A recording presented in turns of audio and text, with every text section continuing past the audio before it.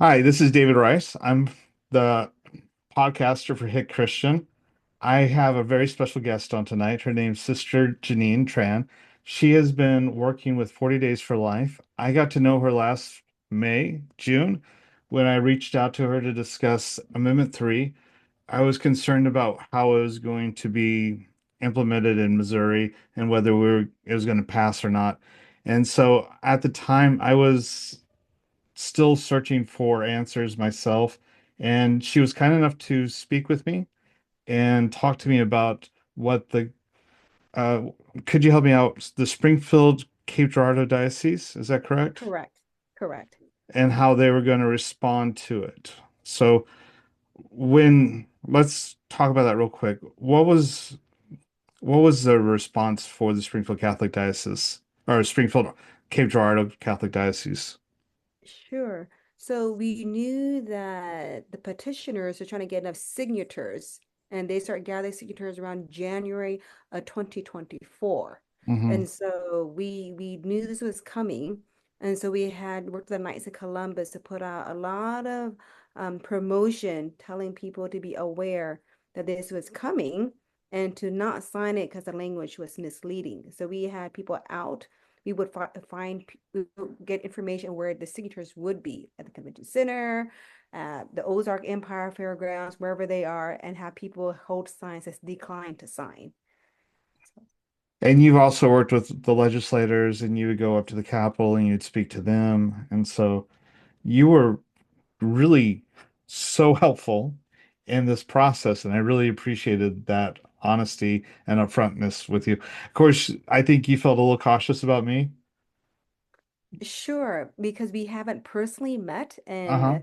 to be quite honest, I feel nowadays news can be very polarizing, and I did Hmm. not want to speak to someone who would be polarizing. So Yeah, and I can be polarizing.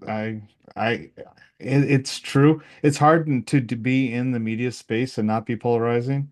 And so it's one of those things that's challenging. But working with pro-life issues is one of those things I really care about. And you mentioned to me when we were talking Sunday night about the 40 Days for Life campaign. And so could you talk to me about your involvement with the 40 Days for Life? yes. So I was in Dallas for many, many years, and I came across this as a way to raise awareness on the abortion issue specifically. So 40 Days for Life, what their whole premise is that if someone or a group of people stand in front of a Planned Parenthood facility and pray that there will be a change of mind and a change of hearts. The physical presence, the giving of time, and that the women who walk into the facility would think again. And it's also on the premise that even the workers inside the Planned Parenthood facility would change their minds. And we have seen success. Every year we hear facilities closing of workers not working in this abortion industry anymore. So I came across the house in Dallas and I would participate. When I came here to Springfield, I was aware there was a Planned Parenthood facility in Springfield, but surprisingly, not many people knew about it. Mhm. Um, so I was interested in getting involved to tell people, hey, it's here in Southern Missouri, right in our own backyard.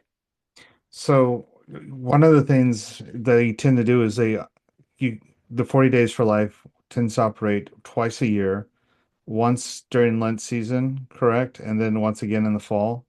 Correct. And why do they feel like it's so important to operate during those two periods of time? So Lent is actually a Catholic season, and a lot of non-denominational churches also join us during this time. And the whole idea is that there's death going on, there's also resurrection. Hmm. So people, for whatever reason, is probably going through a death in their life. Maybe not the physical death of their baby, but something in their personal life that's leading them to think of this. So we choose that season and also in the fall because I'm not quite sure why it's chosen in the fall, but it's a good time to space it out. Sure. And so I saw that some people criticize 40 Days for Life. They say that prayer is just performance. It's just virtue signaling. Do you think that's true, or do you think it has any impact on the mothers and the unborn? Well, that's a difficult question to answer. I Yeah. would say we always when we buy a product, we buy because we see the results. I think if you put out your money for a certain pair of clothes or a certain watch because you've seen it work for other people. I Hmm. think if 40 days for life did not work, we will not see facilities closing. We will not see employees leaving the work. We will not see Planned Parenthood trying to call the cops on us. It does work. So Yeah, and I think that's one of the key issues is a misunderstanding of worldviews. It's, you can do virtue signaling, sorry, by putting a symbol on your Facebook or Instagram post. But prayer is, um, as Christians, we believe it's communicating with the sovereign God who can influence the hearts and minds of people who aren't believers yet. hmm. Influence culture, influence, entire civilizations. And we sometimes it's hard to communicate that to people who aren't Christians. Yeah, and that's why I use example I did. Hmm. The Catholic Church in particular, we're very even though people think we're very superstitious, we're actually very well known to document what we call miracles. If you go to Lourdes, you go to Our Lady, Guadalupe, a lot of these places where people say superstitious, there's well documented scientific evidence that things happen with no explanation. So I would say people who don't believe in prayer to check out those places and they can look up the documents themselves. And that helps give a lot of grounding for why we believe. And it's not just um whimsical fantasy fairies at dusk, right? So with the work that 40 Days for Life does, what do they hope to accomplish in the lives for just women who are going to the clinics?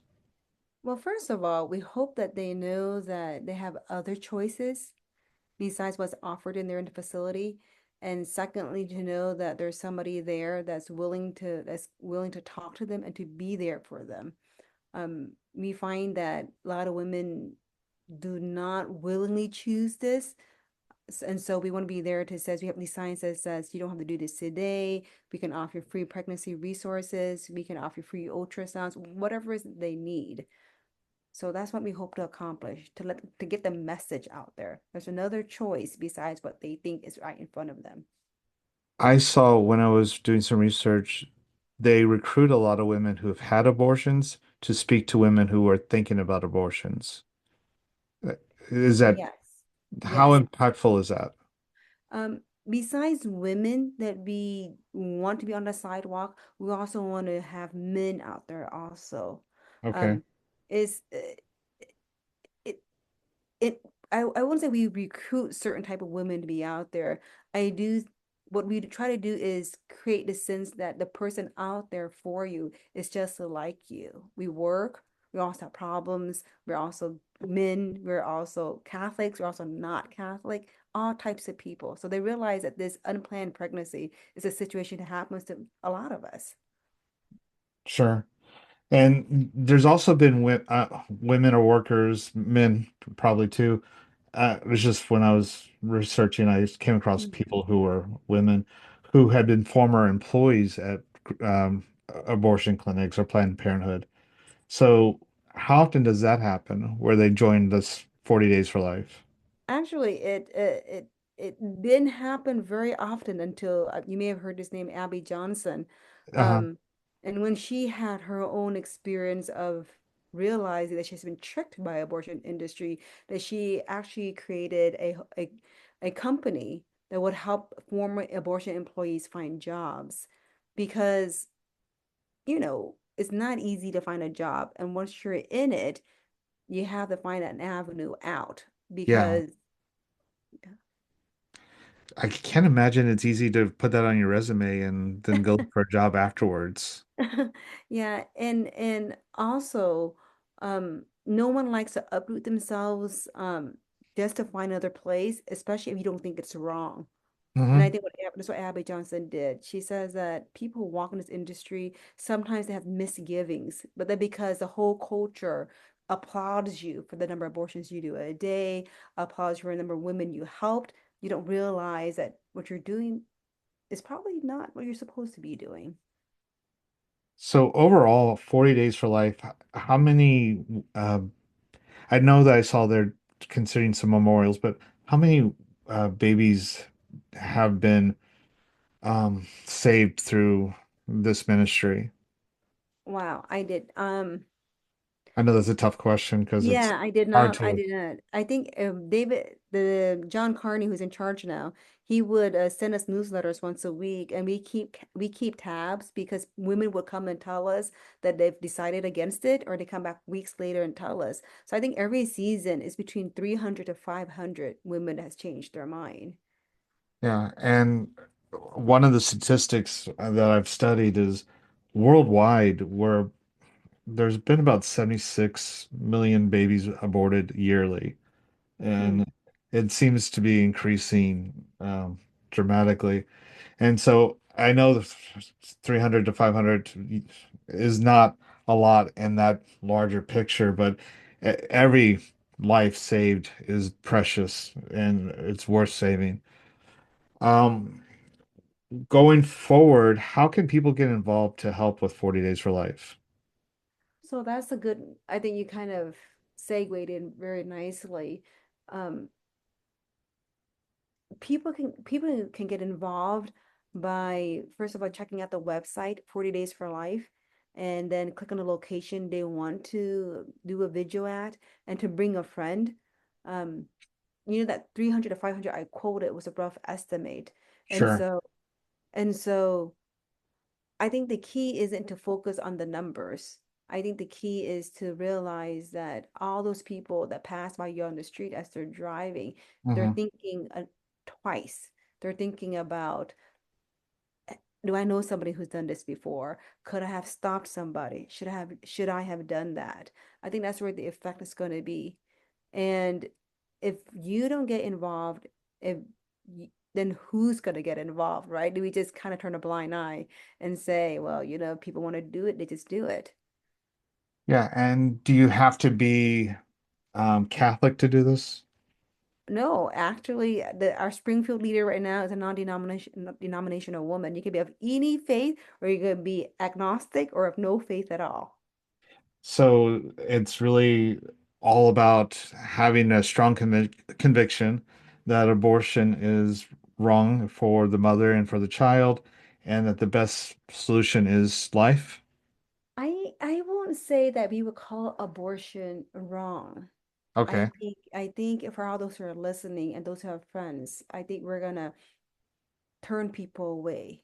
All right. I I would say that we want people to realize that there is another option. There's another option. And we have so many resources here in Springfield, the one on Primrose, the Catholic Church, the different Christian churches. There's people willing to help. So if you knew that, would you want to do this? So what are those options? So first of all, we want to make sure that you're well taken care of. Hmm. So if you need medical care, we have doctors willing to see you. If you need utility assistance, we have a place that can help you do that. If you need a place to stay, the Catholic Church runs Life House here in Springfield. So those are other things that you can consider. If you need time away from your significant other or your husband, we have those places too. So you have safety concerns? Of course. I think it's a sensitive topic. Sure. When people become pregnant, they don't easily say that's the situation they're in. But we have found that those are the issues that affects why people decide that maybe if I just go through this procedure for about an hour, I'll be done. But we're saying that we have long-term solutions. So I meant like safety concerns like with their significant other spouse, but you meant safety concerns with the procedure?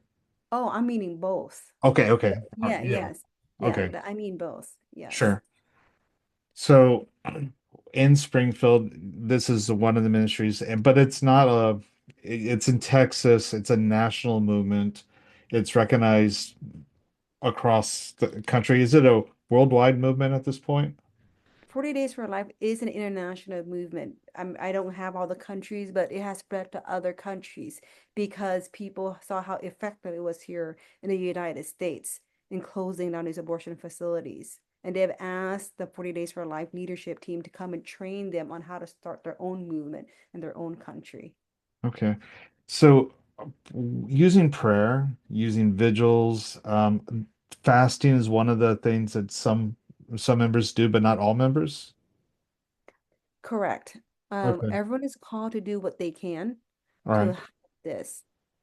So they use different things. All of these things sort of have a cumulative effect on changing, as a Christian, I'll say the spiritual atmosphere in a community to, Prayer is one of the pillars of 40 Days for Life. But Mhm. I think one thing that people is going to notice and can say is that, well, why aren't you praying in church? Why aren't you Mhm. praying at home? Why are you praying in front of a Planned Parenthood facility? So I want to make that distinction. Sure. Prayer works anywhere and everywhere. It doesn't matter when. But 40 Days for Life specifically chooses the location, which is a Planned Parenthood facility, because it also has a witness value. In the United States, and a lot of countries have become secularized, prayer has become very private, Hmm. meaning people are expected to pray in their own homes. When we pray in public, it says that something more powerful is going on because Christians, and I'm going to speak from not just let me take that back, not Christians. I think people, if they really are honest, is gonna say there's something very evil going on if we choose the end of a life of somebody that's very vulnerable. Yeah. I think if we quote unquote, I hate to say this, if we kill a criminal, I think it can be a little bit more understandable. But when we choose to end a life that is so small, there's something very evil going on. And so 4 Days for Life choose to say that let's talk about this publicly. Let's put this in a public sphere and say we have people out there and they are obviously praying, they're obviously against this. That that sends a lot of it really makes the atmosphere around it, like you say, kind of like just move. You cannot be indifferent to that. Yeah, I mean, to take a biblical reference, it's sort of like going around the walls of Jericho and marching, in prayer. And we are sometimes called into strongholds as Christians with prayer to uh, do something more than just silently praying in our own homes or in our own churches. One of the things I do is go to the library. We always pray before we have a library board meeting, and prayer is a very important part of that witness we do. I think prayer would be a very important part of this witness too. Yes, and I think if you're out there, which I have been, you will get reactions from people as they're driving past you. Hmm. And I don't reaction is not always a good litmus test if you're effective or not. No. But it also says that people it's making them pause and think. And that's what we Yeah. want. We want them to pause and go, I like it or I don't like it. We don't want abortion to be an issue in which people just kind of shove it in the back of their mind, or it's not for me, or it's already been decided back in the November election. Yeah. And yeah, it was decided by some of the voters, but not all of the voters. This isn't an issue that has to be resolved for 50 years, and then we kind of hang up our hat and go away for as a church and be quiet about it. This is an issue we can continue to be involved in, continue to pray through, continue to act with the promise that God's not given up on these unborn children and these mothers and these families, that God has plans for each one of them. And so I don't think we should give up yet. Yeah, and I hesitated on um really emphasizing the prayer aspect of 40 days for life. And I think you brought it out so beautifully. And I was thinking as you were talking why I did that. Um, I think if you're a Christian listening in, you probably may be buying the idea of prayer. But Hmm. I also want to speak to people who don't understand what prayer is or don't know why we should utilize it. Yeah, I want to speak to those people and go say ahead. that even if you don't pray, there is a value in your physical presence out there because we only put time into what we think is valuable. So if you think that you would want to let another woman know there's another choice, then come join us. We're not expecting you to pray out there, or forcing you to pray. And then for yourself, figure out what is it's really going on. I don't want you to be standing out there looking to the rest of us and going, well, you're doing something wrong. Well, why don't you come and figure out, No. what it's really about? Yeah, everybody would be welcome to join. And we have the same thing at the library. We have people who come and they have no interest in participating in the prayer portion of it, but they're there because they believe that children should be protected.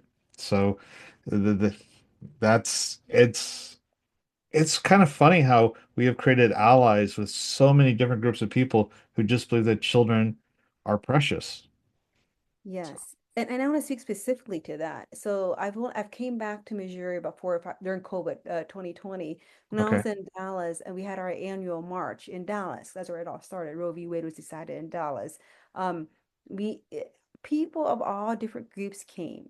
The Jews, the Muslims, the Blacks, the Hispanics, um, the Africans, the very wealthy, the issue unites people Hmm. because I think to be not to sound cliche-ish, but I think when we look at a baby, we kind of feel like, well, it's not his fault he was born into the world or her fault. It's kind of like, they're here, Yeah. we shouldn't penalize the baby.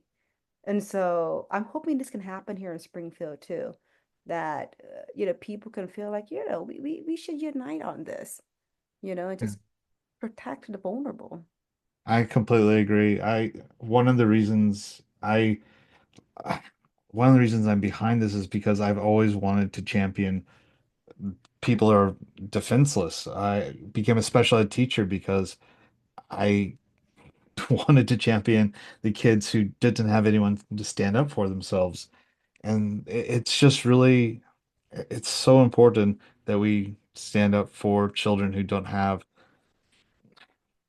any defenders in the community.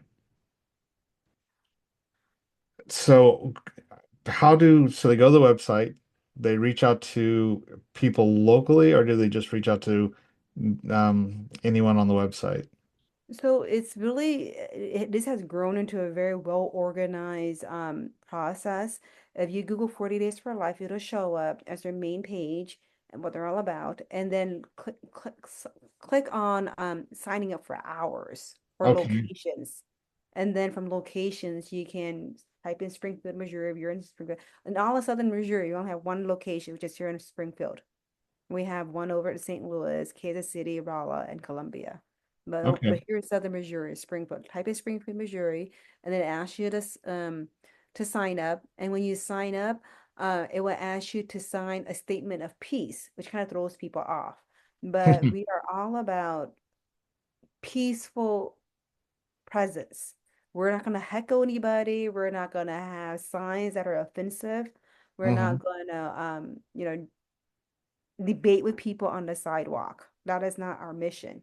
Our mission is to be that prayerful, calm presence. Now, if they want to talk, we have to be civilized about it. So, Sure. Do you ever have problems with people from the community or people who work at the Planned Parenthood or any of the other clinics? so I wasn't there in the fall campaign, but I was there right after the day the court case was decided, when Planned Parenthood sued the state of Missouri and wanted to be able to open the facilities, without any kind of restrictions. So that was Yeah. December 5th when that court case was heard. I Uh, remember that. so, so we had an interesting situation. A cop came by, kind of threw everybody off, and someone told him that I was in charge, and I walked over and he said, "Ma'am, just continue what you're doing." And we had a laugh. Whoever was in earshot, because we're in the middle of a rosary. That meant had to wait another 10 minutes. But he waited that 10 minutes. And then I asked him if there was anything wrong. And he said that, nope, somebody just called. And he just was doing his duty and responding to the call. And he said we were within our rights to stand there peacefully and exercise our constitutional right to to make a protest. And I asked him if it was somebody inside the facility or just, he goes, nope, it was somebody just driving past and was very bothered by it. So, so There yeah, has, the cop has been called. yeah, there have been arrests in recently in the United States for people who've been outside abortion clinics or Planned Parenthood, and they've either been in prayer or singing, um, and they've been on the sidewalk. There was even a arrest in the United Kingdom where a guy was 50 meters away and he had his head bowed in prayer, and he was arrested for that. Um, what are the concerns in this regard? So, so Coalition Life in St. Louis has also tried to bring this situation to the Supreme Court, and they've been denied because because every state kind of interprets your constitutional right for freedom of speech a little differently. Some has, like, for example, how many yards you can be from the entrance. Some says like what kind of signs you can hold. Can you stop somebody as they're walking in, or you can only stand there silently. So it's being contested right now. In the United Kingdom, actually, they're interpreting it very strictly. Of course, they're not Yes, united, but they don't have quite they're this. known to be very strict on the pro-life issues. All right. Well, I I really think I think this is a great ministry, and I wasn't quite aware of this. I've done other things, and I think I'm going to sign up too, and I'm going to make sure when I put it on the Substack article, I include the link so everybody else can sign up. I'll do some screenshots so it shows how it's done. That way it's easy for everybody so it follows through. I'm I'm I hope that other people will follow suit and come in and sign up. Are there any other important considerations people should have regarding 40 Days for Life? I This is a ministry of patience. Okay. So when you sign up and you find you're the only one or you're just you and your friend, um, I would say don't lose heart. Um, we are really doing something that's planting seeds. And so we want, first of all, to let people know that this place exists on Battlefield right here in Springfield. Mm-hmm. And the second thing is that our most of our represented elected officials are working hard to try to mitigate the effects of Amendment 3. And so our work here is going to help them because they're going to realize that their constituents are concerned about this. We're out there on the street saying we don't want this to happen. So So, everybody does count. Every person on the sidewalk does count. So to be very patient. Here in Springfield, some back history, we haven't had 40 days for life in a long, long time. So we are in the course of reviving it. So if you don't see a lot of people out there for you, it's not to lose heart. okay. Well, I will make sure I'll put it out and share with as many people as I can. I'll get it hopefully out by before this weekend. But Okay. thank you so much for coming on. And I just want everybody who is listening to this podcast, whether they find it on YouTube, my Substack, or anywhere else, um, get involved. In some ways, somehow, in this ministry or another ministry, there are so many opportunities to support life and to find ways to connect with children or with people who are hurting. We all need redeemed. These Every one of us needs redeemed in some way, and just do your best to see people as uh, humans in need of redemption of a loving God. I'll let you have the closing words, Sister Janine. Oh, thank you, David. I, respect this whole respect life is a very big passion of mine. I think if you had to choose something to involve yourself in, this is the issue of the day. I think you can try to help environmental concerns, to work for immigration, to work for eradication of poverty. There's so many things that I think Christians can work on.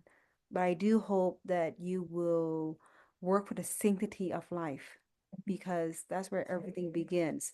So I hope you consider donating an hour every week to 40 Days for Life. If you can make it out on the sidewalk, then maybe donate, give 15 minutes of scripture reading for this intention.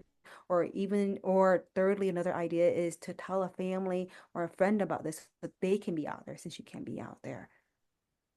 All Thank you. right. Thank you so much. Have a great day. Yes, you too.